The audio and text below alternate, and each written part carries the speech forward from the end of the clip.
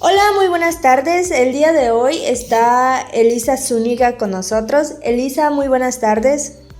Hola, buenas tardes. Me gustaría comenzar esta entrevista preguntándole cómo es ser mujer dentro del mundo de la política.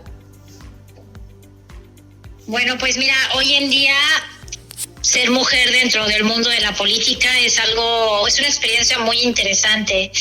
Te lo comento porque, bueno, yo soy dada a la investigación y pues he leído y he averiguado la situación que vivían mucho las mujeres que me antecedieron, aquellas pioneras, luchadoras, feministas y los tipos de obstáculos que tenían que enfrentar, ¿no? Entonces creo que hoy en día es muy satisfactorio poder participar en la vida pública y en la toma de decisiones siendo mujer, porque al final tenemos una perspectiva de vida muy diferente a la de los hombres, ¿no? Entonces creo que la participación de las mujeres en la vida pública, política, es algo súper interesante y muy satisfactorio.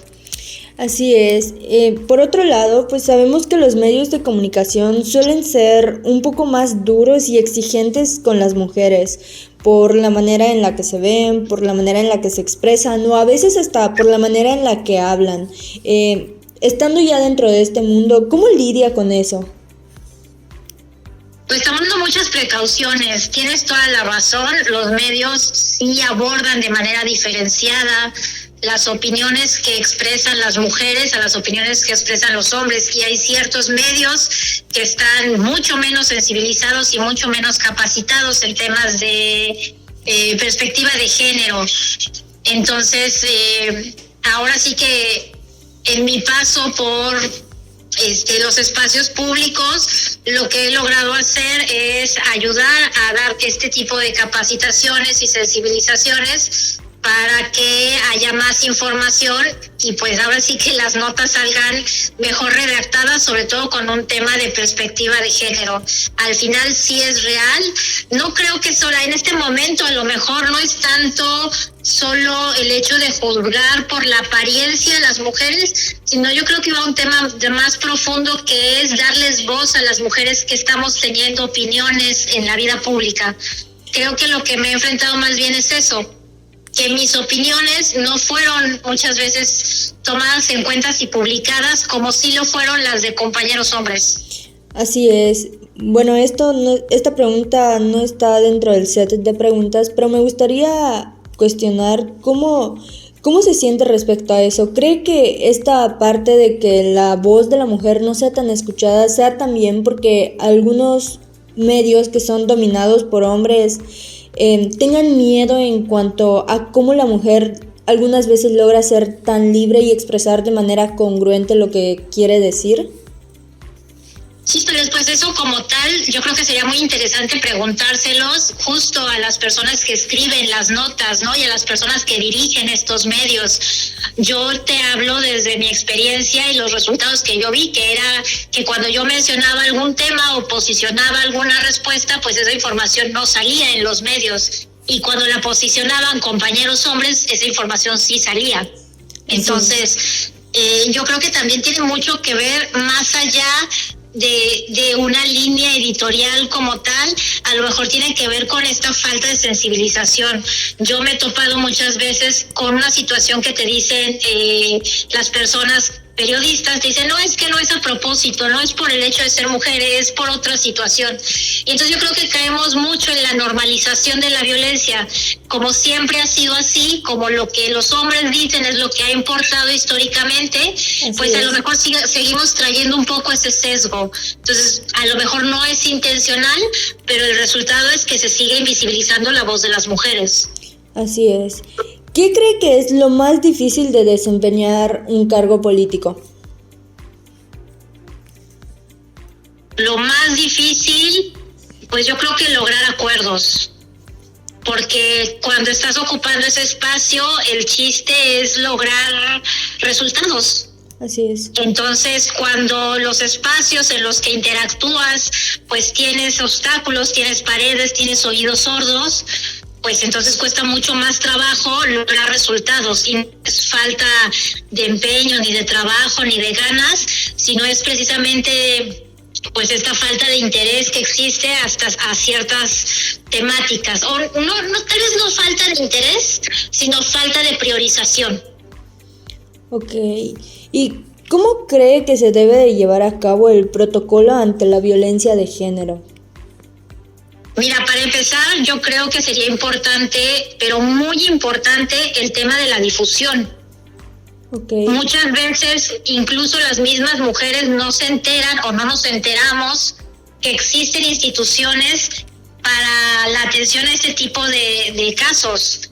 Y muchas veces las mismas autoridades tampoco conocen los protocolos. Entonces, por un lado es la difusión, ahora sí, para que todo el mundo se entere, ¿no? Como decimos, para que todo Mérida, todo Yucatán se entere. Y la otra es que, pues, como ya vamos a estar enteradas de nuestros derechos, pues entonces las autoridades tienen que conocer los protocolos y los caminos y los procesos para que se cumplan. ¿Alguna vez en este medio le han menospreciado por el hecho de ser mujer? Ya comentaba que pues a veces su voz no es escuchada, pero de alguna u otra manera le han hecho sentir menos.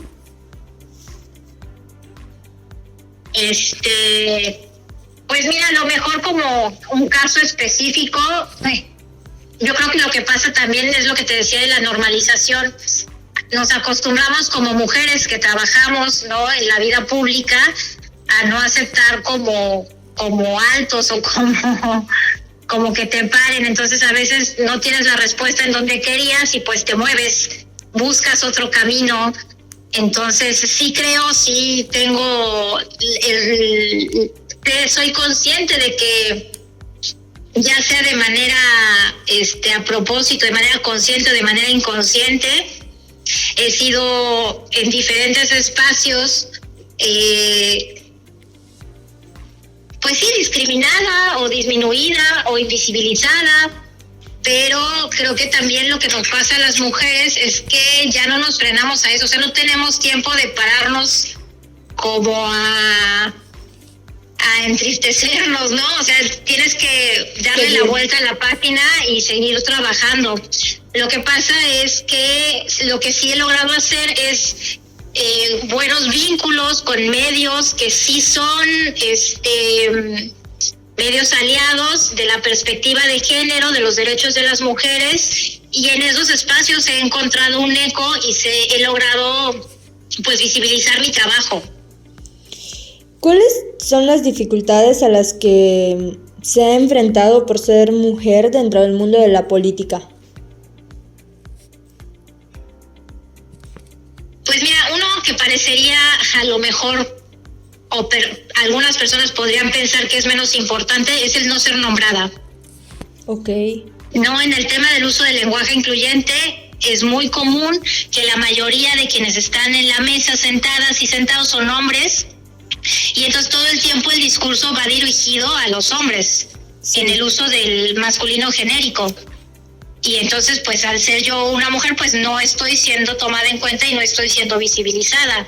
En algunos casos, incluso en los presidium, pues también al final hablan la mayoría hombres, y las que son mujeres muchas veces no se les da el uso de la voz, o solo habla una mujer en representación de todas las mujeres que están, ¿no? Y al final sí son diferentes hombres los que hablan, y además hablan en representación de toda la población. Entonces ahí pues no está justo el asunto. Sí. ¿No? Entonces creo que el tema va por ahí, y en el día a día y la vida cotidiana, pues muchas veces los chistes machistas, sexistas, el tema de como lo que se conoce como el mansplaining, que lo podríamos traducir, ¿no?, un poco a la idea de que yo emito una opinión y un compañero hombre sale a decir, a lo que la compañera quiso decir es que, y hace una traducción que muchas veces ni siquiera coincidía con lo que yo había expresado.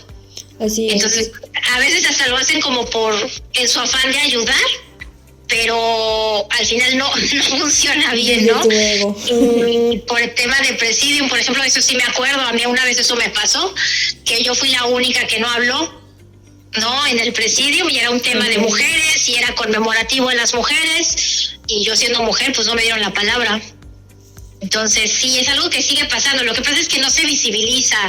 O sea, si lo comparamos con violencia en otros estados, en donde pues las mujeres corren incluso peligro de muerte, pues sí, evidentemente que no te mencionen o que no te den el micrófono podría parecer menos violento. Pero ahí tendríamos que replantearnos como sociedad por qué nos tenemos que comparar con lo peor. Así es, y creo que eso que mencionas pues son situaciones bastante normalizadas, tal vez igual por eso no nos damos cuenta de que está sucediendo, porque como lo tenemos tan normalizado, todavía no nos hemos planteado a qué nivel de violencia entra. Y creo que también tiene mucho que ver que no nos podemos quejar, ¿no? Cuando hacemos alguna mención o algún comentario al respecto, muchas veces es como tomado en contra, como que si estás a eso, si estás en la vida pública, pues te tienes que aguantar y no te empieces a quejar, y por eso luego no las ponen, porque se quejan mucho. O sea, como que seguimos teniendo estos roles de género de las mujeres y de los hombres y lo que debe cumplir cada uno en su respectivo rol, y eso creo que también muchas veces hace que las mujeres no denuncien. Así es. O no denunciemos, por justo lo que decías. Pensamos que no es tan importante, o cómo voy a poner una denuncia porque no me nombraron. O sea, pues hay mujeres literal que las están matando, y entonces minimizamos las violencias que vivimos. Así es. Ya para finalizar, me gustaría preguntar, ¿qué hará Elisa el 8 de marzo? Muchas actividades para las mujeres, mucha difusión de información de las mujeres que han hecho historia, de esas mujeres que muchas veces las llamaron revoltosas y locas en su época, y que hoy las reconocemos o las conocemos como heroínas y pioneras de los derechos por las mujeres, y por supuesto participar en la marcha. Ok, muchísimas gracias por su tiempo. Y no, gracias. Al contrario, muchísimas gracias por el tiempo, por la atención y por darme voz también. Gracias por darnos de su tiempo, y gracias por darle difusión a esas mujeres que muchas veces pues se quedan calladas porque tal vez no tienen los méritos o tienen miedo todavía de alzar la voz.